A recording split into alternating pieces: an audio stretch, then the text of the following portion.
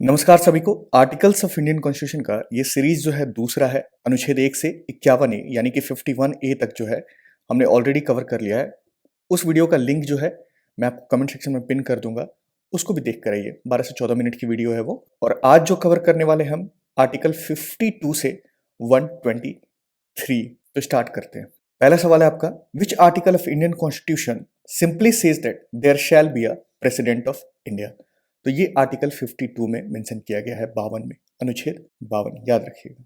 और अनुच्छेद 52 यानी कि आर्टिकल 52 से ही आपका पार्ट 5 जो है, जिसमें द यूनियन है, संघ, वो स्टार्ट होता है। ये भी ध्यान रखना है आपको। The executive power of the union shall be vested in the president is mention under which article of Indian constitution. तो ये 53 में है। 52 में president of India.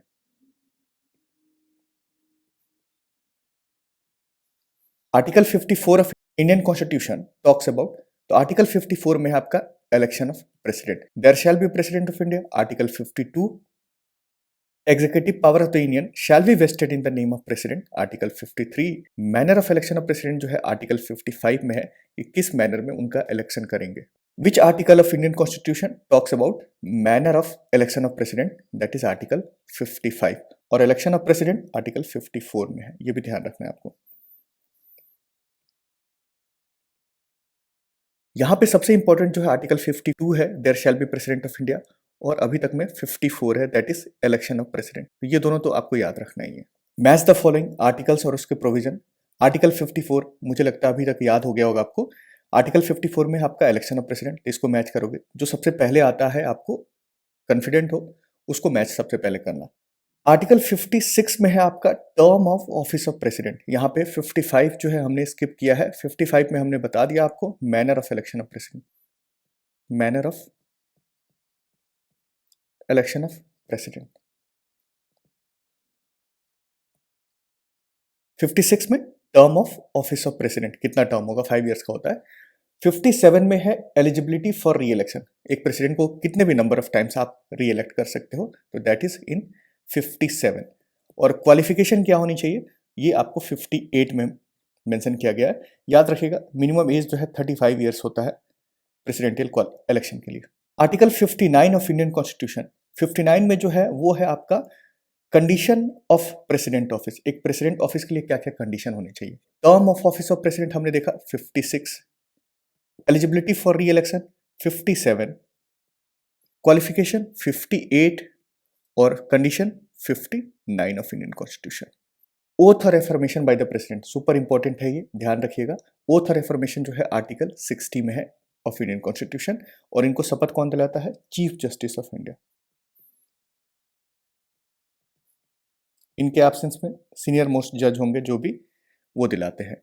But oath जो है 60 में है, ये ध्यान रखना है आपको। तो article 52 there shall be president of India, 54 election of president, और आर्टिकल 60 जो है सुपर इंपॉर्टेंट, ओथ और एफर्मेशन बाय प्रेसिडेंट। अब तक में सबसे ज्यादा जो इंपॉर्टेंट है वो है article 61, that is impeachment of president.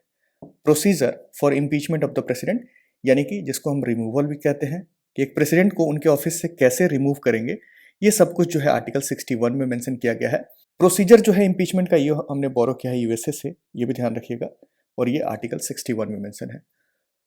Term मैंने बताया आपको 56 में है।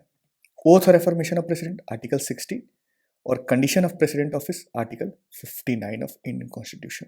Time of holding election to fill vacancy, suppose that presidential post पे किसी भी कारणवश अगर किसी प्रेसिडेंट की डेथ हो जाती है तो वैकेंसी हो जाती है, तो ये सब कुछ प्रोविजन जो है आर्टिकल 62 ऑफ इंडियन कॉन्स्टिट्यूशन में दिया गया है। ठीक है, 60 में ओथ है, ये ध्यान रखिएगा, और 61 में इम्पीचमेंट यानी removal.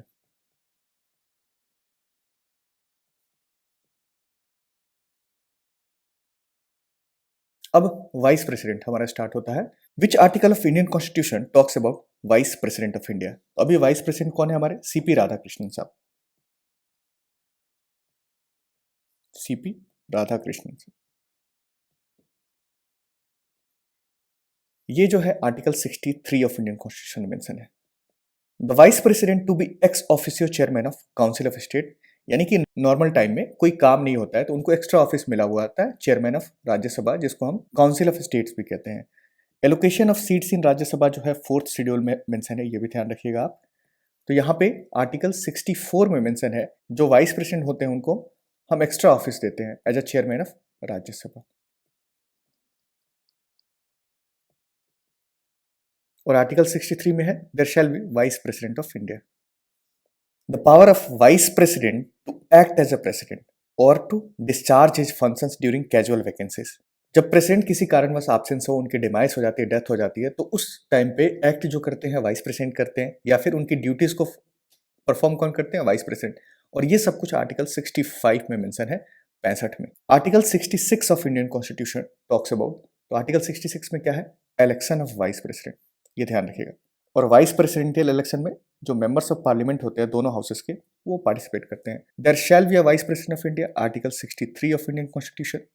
The vice president to be ex officio chairman of council of state, ये हमने देखा 64 में है। Vice president to act as a president और टू डिस्चार्ज हिज फंक्शन, ये सब कुछ 65 में है। और 66 में है इलेक्शन ऑफ वाइस प्रेसिडेंट, और 54 में हमने देखा था इलेक्शन ऑफ प्रेसिडेंट, ये भी ध्यान रखिएगा साथ ही साथ। Term of office of vice president जो है, ये कौन से आर्टिकल में मेंशन है? तो ये जो है आपको मेंशन है टर्म ऑफ ऑफिस आर्टिकल 67 में, और उधर हमने देखा था आर्टिकल 56 में प्रेसिडेंटियल टर्म मेंशन है। Time of holding election to fill the vacancy in the office of vice president and the term of office of person elect, ये सब कुछ जो है आर्टिकल 68 में मेंशन है। और प्रेसिडेंटियल वैकेंसी जो है अराइज होती है, तो उसको 62 में कवर किया हमने। प्रेसिडेंट का 62 है और वाइस प्रेसिडेंट का 68 है। Super important, article 69 of Indian constitution talks about, तो 69 में ओथ और एफर्मेशन बाय वाइस प्रेसिडेंट, और वाइस प्रेसिडेंट को ओथ कौन दिलाता है? President of India.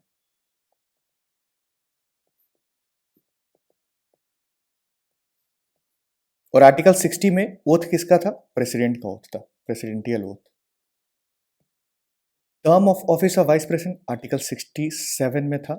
Super important, election of vice president article 66 of Indian constitution, ये भी ध्यान रखिएगा। और सबसे ज्यादा इंपॉर्टेंट तो है vice president to be ex officio chairman of Rajya Sabha यानी काउंसिल ऑफ स्टेट, इस आर्टिकल 64 में मेंशन है, 64 में।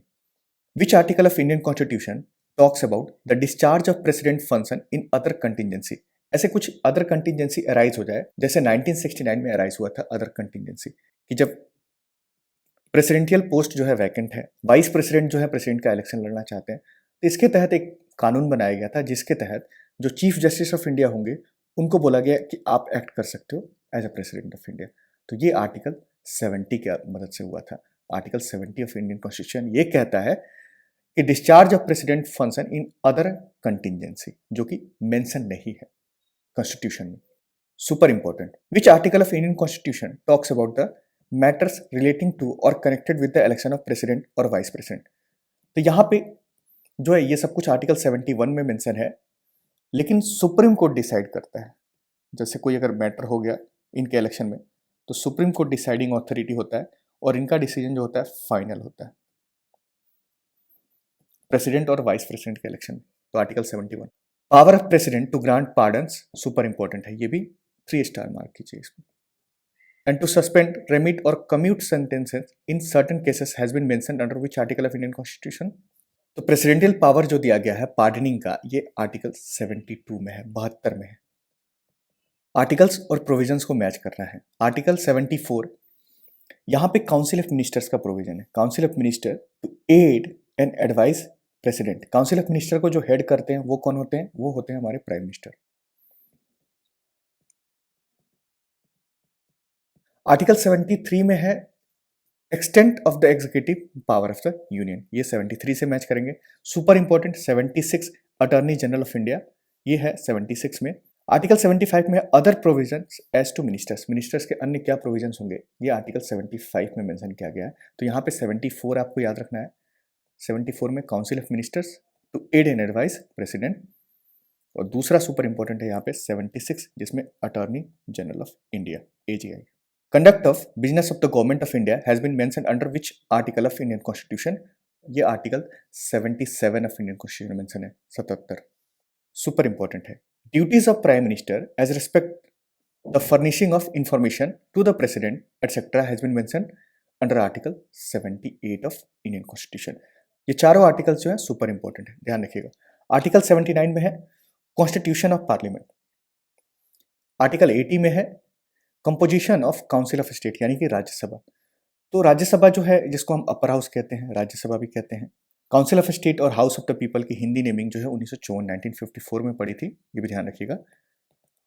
आर्टिकल 81 में है composition of the house of people यानी कि लोकसभा। आर्टिकल 82 में है रीएडजस्टमेंट आफ्टर ईच सेंसस, और रीएडजस्टमेंट हुआ है, डिलिमिटेशन कमीशन 4 बार बनाया गया है, ये भी ध्यान रखिएगा। तो 79 कॉन्स्टिट्यूशन ऑफ पार्लियामेंट, 80 राज्यसभा से संबंधित है, 81 लोकसभा से संबंधित है, और readjustment after each census article 82 में मेंशन है। विच article of Indian constitution talks about the duration of houses of parliament. तो ड्यूरेशन जो है ये 83 में मेंशन है। 5 ईयर्स जो है लोकसभा की होती है, और जनरली जो है 6 ईयर्स होती है राज्यसभा की, बट वो डिसॉल्व नहीं होता है। आर्टिकल 79 में हमने देखा कॉन्स्टिट्यूशन ऑफ पार्लियामेंट, 80 में राज्यसभा से संबंधित है। अपर हाउस है तो पहले आएगा, लोअर हाउस यानी कि लोकसभा जो है बाद में आएगा, तो 81 में लोकसभा है। नेक्स्ट है आपका article 84 of Indian constitution talks about. तो आर्टिकल 84 में क्वालिफिकेशन है, qualification for membership of parliament. तो राज्यसभा के मेंबर बनने के लिए आपका मिनिमम एज जो है 30 होना चाहिए, और लोकसभा का मेंबर बनने के लिए मिनिमम एज जो है 25 होना चाहिए, ये भी ध्यान रखिएगा। Duration of houses of parliament जो है आर्टिकल 83 में देखा हमने। Composition of council of state यानी राज्यसभा 80 में देखा हमने, और composition of the house of people यानी कि लोकसभा 81 में देखा हमने। सेशंस ऑफ पार्लियामेंट जिसमें प्रोरोगेशन है, डिसोल्यूशन है, ये किस अनुच्छेद में मेंशन है? तो ये आर्टिकल 85 ऑफ इंडियन कॉन्स्टिट्यूशन में मेंशन है, जिसमें डिसोल्यूशन, प्रोरोगेशन, हाउस को डिसॉल्व करने का पावर जो होता है वो प्रेसिडेंट ऑफ इंडिया को होता है। हाउस को प्रोरोग करने का पावर जो होता है ये भी प्रेसिडेंट ऑफ इंडिया को होता है। हाउस को एडजर्न करने का पावर या फिर एडजर्नमेंट साइनेडाइक पावर जो होता है ये प्रिसाइडिंग ऑफिसर्स को होता है, ये भी ध्यान रखना है आपको। Right of president to address and send messages to the house, ये आर्टिकल 86 में मेंशन है। Special address by the president, special address में क्या होता है कि प्रेसिडेंट जो है आफ्टर ईच जनरल इलेक्शन, जैसे 2024 में इलेक्शन हुआ, या फिर first session of every year, president जो है दोनों हाउसेस को एक साथ कंबाइंड बैठा के उनको एड्रेस करते हैं और उसका रीजन बताते हैं कि मैंने क्यों समन किया है, क्यों बुलाया है। ये सब कुछ आर्टिकल 87 की मदद से करते हैं। Article 88 of Indian constitution talks about. तो आर्टिकल 88 में क्या है? Rights of ministers and attorney general as respect houses. जैसे एक मिनिस्टर जो है राज्यसभा के हैं तो वो लोकसभा में भी बैठ सकते हैं, उसमें पार्टिसिपेट कर सकते हैं प्रोसीडिंग्स में। जैसे अटॉर्नी जनरल जो है वो किसी भी हाउस में, लोकसभा हो राज्यसभा हो, उसमें बैठ के बातें कर सकते हैं, प्रोसीडिंग्स में पार्टिसिपेट कर सकते हैं। हाँ, जो मिनिस्टर है राज्यसभा का वो वोट करेंगे राज्यसभा में ही, और अटॉर्नी जनरल के पास कोई वोटिंग राइट नहीं होती है, नो वोटिंग राइट, किसी भी हाउस में वो वोट नहीं कर सकते। Special address by president article 87 में है। Right of president to address and send messages to house, ये आर्टिकल 86 में है। सेशंस ऑफ पार्लियामेंट, प्रोरोगेशन और डिसोल्यूशन, ये आर्टिकल 85 में है। The chairman and deputy chairman of the council of state, council of state का मतलब Rajya Sabha, has been mentioned under which article of Indian constitution, तो ये आर्टिकल 89 में है। Vacation and resignation of and removal from the office of deputy chairman, यहाँ पे chairman का removal नहीं है। चेयरमैन जो है वो कौन होते हैं? वाइस प्रेसिडेंट होते हैं। तो उनके रिमूवल का ग्राउंड्स वगैरह सारी चीजें ये जो है हमने वाइस प्रेसिडेंट पोस्ट में है जो उसी में मेंशन है। Has been mentioned under which article of Indian constitution, तो ये 90 में है, अनुच्छेद 90। पावर ऑफ डेप्यूटी चेयरमैन और other person to perform the duties of the office of और to act as a chairman has been mentioned under which article of Indian constitution, तो ये सब कुछ आर्टिकल 91 में मेंशन है, 91 में। Article 92 of Indian constitution talks about. Article 92 में ये कहा जाता है कि जो चेयरमैन है या फिर जो डेप्यूटी चेयरमैन होंगे, they will not preside while a resolution for his removal from the office is under consideration. तो वो प्रिसाइड नहीं करेंगे हाउस में जब उनका रिमूवल का प्रोसीजर जो है चल रहा होगा सदन में।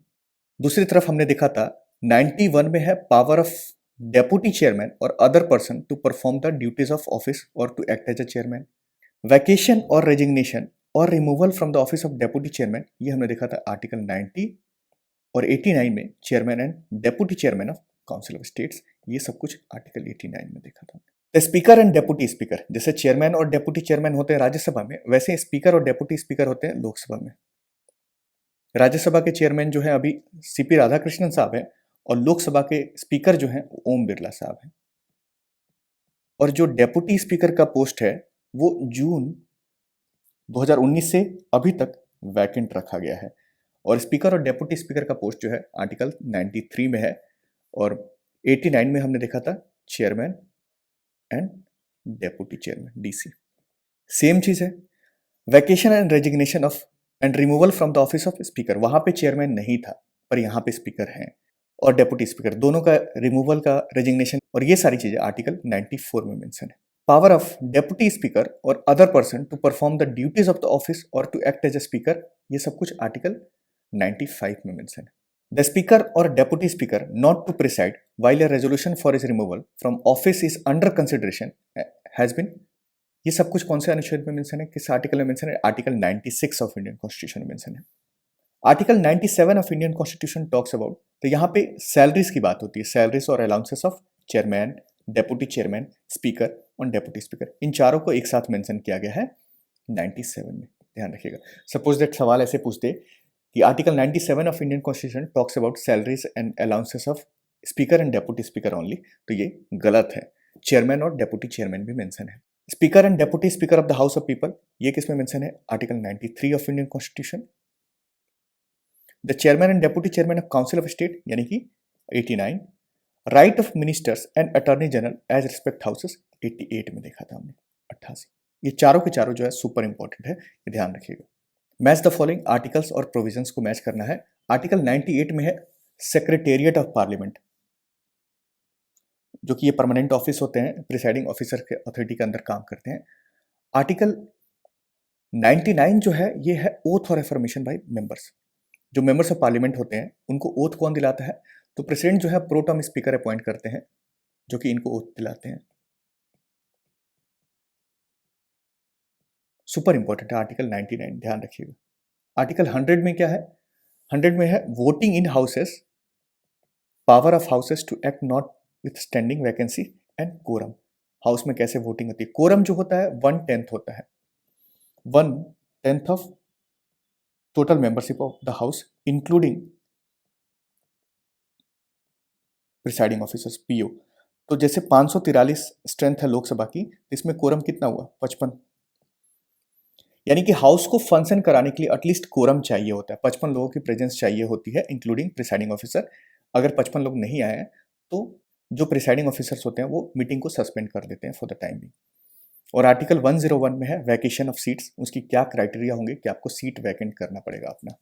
Article 102 of Indian constitution talks about disqualification for membership. Oath और एफर्मेशन बाय मेंबर्स हमने देखा article 99 of Indian constitution. Decision on question as to disqualification of members, ये जो है आर्टिकल 103 में मेंशन है। और ये डिसाइडिंग अथॉरिटी किसके पास होता है? प्रेसिडेंट के पास होता है। दो प्रेसिडेंट जो होते हैं वो किससे ओपिनियन लेते हैं? इलेक्शन कमीशन से। इसी आर्टिकल 104 में है पेनाल्टी। सपोज दैट आपने ओथ नहीं लिया 99 के तहत, या फिर आपको सीट को वैकेंट कर दिया गया फिर भी आप बैठते हो, तो आपको पेनाल्टी देनी होती है। और जनरली 500 रुपये जो है पर डे आपको देना पड़ेगा अगर आपने ओथ नहीं लिया है फिर भी आप बैठ जा रहे हो सदन में। तो ये सब कुछ आर्टिकल 104 में मेंशन है, इंपॉर्टेंट है, ध्यान रखिएगा। Powers, privileges, etc. of the Houses of Parliament and the members and committees thereof has been mentioned under which article of Indian Constitution? तो पावर्स एंड प्रिविलेज जो है ये सब कुछ आर्टिकल 105 में मेंशन है कि आपको क्या कलेक्टिव प्रिविलेज है, आपको क्या इंडिविजुअल प्रिविलेज दिया जाएगा, ये सब कुछ जो है आपको आर्टिकल 105 ऑफ इंडियन कॉन्स्टिट्यूशन में मेंशन है। Salaries and allowances of members has been mention under which article of Indian constitution? तो ये 106 में है और प्रिविलेज 105 में। ये चारों के चारों आर्टिकल जो है सुपर इंपॉर्टेंट है, आर्टिकल्स और प्रोविजंस को मैच करना है। तो आर्टिकल 107 को मैच करेंगे, provisions as to introduction and passing of bills. कैसे प्रोविजंस होंगे? एक बिल को हम किसी भी हाउस, लोकसभा हो या राज्यसभा हो, किसी भी हाउस में इंट्रोड्यूस कर सकते हैं और उसके क्या क्राइटेरिया हैं, कितनी मेंबरशिप चाहिए, ये सारी चीज़ डिटेल में हम कर चुके हैं, बट यहाँ पे जो है सिर्फ आर्टिकल कवर कर रहे हैं। आर्टिकल 108 में है joint sitting of both the houses in certain cases. Joint sitting जो है सिर्फ और सिर्फ ऑर्डिनरी बिल के लिए बुलाया जाएगा, ये भी ध्यान रखिएगा। और ज्वाइंट सीटिंग का प्रोविजन जो है 108 में मेंशन है और इसको बोरो किया हमने ऑस्ट्रेलिया से। ये पूछा जाता है, ये तीनों बात जो है याद रखिएगा, आर्टिकल, ऑस्ट्रेलिया और ordinary bill. Article 109 special procedure in respect of money bill. Money bill जो है वो सिर्फ और सिर्फ लोकसभा में इंट्रोड्यूस किया जाएगा, ये स्पेशल प्रोसीजर होता है और राज्यसभा जो है मैक्सिमम 14 दिन के लिए डिले कर सकती है। Article 110 110 definition of money bill, super important है, चारों याद रखिएगा। 107 provision as to introduction and passing of bills, यहाँ पे बात ऑर्डिनरी बिल की हो रही है। 108 में है ज्वाइंट सीटिंग, जो सिर्फ और सिर्फ ऑर्डिनरी बिल के लिए बुलाया जा सकता है और इतिहास में 3 बार बुलाया गया है। 1961 में डाउरी प्रोहिबिशन बिल, 1978 में बैंकिंग रिपील बिल और 2002 में प्रिवेंशन ऑफ टेररिज्म बिल, और ये फीचर हमने ऑस्ट्रेलिया से बोरो किया है। 109 में है special procedure in respect of money bills और 110 में है definition of money bills. Article 111 111 में है एसेंट टू बिल। कोई भी बिल है, जैसे मनी बिल है या फिर ऑर्डिनरी बिल है, तो उसमें एसेंट चाहिए होता है, किसकी? Presidential assent. तो सपोज एसेंट टू बिल दिया है या फिर प्रोविजन प्रेसिडेंटियल एसेंट दिया हो, ये सब कुछ जो है किसमें मेंशन है? आर्टिकल 111 में। ध्यान रखिएगा, इंपॉर्टेंट है, सुपर इंपॉर्टेंट। 112 में है एनुअल फाइनेंशियल स्टेटमेंट, जिसको हम आमतौर पे बजट कहते हैं।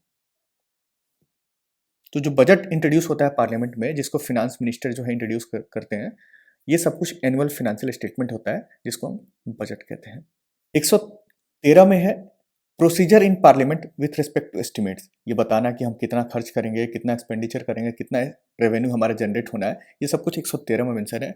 और 114 में है अप्रोप्रिएशन बिल, मतलब बिल एक लेकर आया जाता है जिसके थ्रू लीगलाइज होता है कि हम इतना मनी जो है इस पर्टिकुलर स्कीम या फिर सारी प्रोजेक्ट्स के लिए खर्च करने वाले हैं, और बाद में बिल जो है एक्ट बनता है, तो एक्ट के तहत आपको पैसे मिलते हैं कंसोलिडेटेड फंड ऑफ इंडिया से। तो 111 में है प्रेसिडेंटियल एसेंट यानी एसेंट टू बिल्स, 112 में एनुअल फाइनेंशियल स्टेटमेंट जिसको हम आमतौर पे बजट कहते हैं, 113 में है procedure in parliament with respect to estimates, और 114 में अप्रोप्रिएशन बिल, सुपर इंपॉर्टेंट है 114, ध्यान रखिएगा, और 112 भी। सप्लीमेंट्री, एडिशनल और एक्सेस ग्रांट्स, सपोज दैट कभी बजट हमने बनाया, हमारा उसमें खर्चा नहीं निकला, तो कुछ ग्रांट्स जो होते हैं सप्लीमेंट्री होते हैं, कुछ एडिशनल होंगे, कुछ एक्सेस ग्रांट होंगे, ये सब कुछ भी प्रोविजन डाला गया संविधान में, और ये डाला गया 115। Votes on account, votes of credit and exceptional grant, जैसे कभी कभी ग्रांट जो है एक्सेप्शनल सिचुएशन में राइज हुआ है। वोट ऑन अकाउंट जैसे होता है कि बजट इंट्रोड्यूस हुआ फाइनेंशियल ईयर का, बट उसमें कुछ टाइम गैप होता है, एलोकेशन के time, appropriation bill, appropriation act बनने का, इस टाइम गैप को वोट ऑन अकाउंट कहते हैं, और ये सब कुछ आर्टिकल 116 में मेंशन है, 116 में। Special provision as to financial bill, all money bills are financial bill, ये ध्यान रखिएगा, all money bills are financial bill, but all financial bills are not money bills. कुछ प्रोविजंस होते हैं, फाइनेंशियल बिल 1 होता है, फाइनेंशियल बिल 2 होता है, तो उसके अलग अलग प्रोविजन होते हैं। जैसे फाइनेंशियल बिल 1 जो है सिर्फ और सिर्फ लोकसभा में इंट्रोड्यूस होगा, that too on the recommendation of president, जैसे मनी बिल में होता है, बट ये जो है ऑर्डिनरी बिल के लिए तरफ फंक्शन करता है 2। तो ये सब कुछ आर्टिकल 117 में मेंशन है, 117 में। Article 118 of Indian constitution talks about, article 118 में मेंशन है rules of procedure, rules of procedure. Special provision as to financial bill 117 में मेंशन है। Votes on account, votes of credit and exceptional grant जो है 116 में mention है, और supplementary, additional और एक्सेस ग्रांट 115 में मेंशन है। Regulation by law of procedure in parliament in relation to financial business, तो यहाँ पे जैसे बिजनेस कंडक्ट करना, कंसोलिडेटेड फंड ऑफ इंडिया से पैसे निकालना, ये सारी चीजें, रूल्स रेगुलेशन जो है, ये किस में मेंशन है? आर्टिकल 119, 119 में मेंशन है। Languages to be used in parliament has been mention under which article of Indian constitution, तो आमतौर पे संविधान में जो है 2 लैंग्वेज मेंशन किया गया था शुरुआती दौर में, हिंदी और इंग्लिश, और बोला गया था इंग्लिश जो है वो 15 साल तक कंटिन्यू रहेगा, उसके बाद अमेंडमेंट करके जो सुधार लाके उसको कंटिन्यू कर दिया गया फॉर द टाइम बिंग, मतलब चल ही रहा है, हिंदी और इंग्लिश है, और ये सब कुछ 120 में मेंशन है। Restriction on discussion in parliament, किस मैटर पे? जैसे ऑन द कंडक्ट ऑफ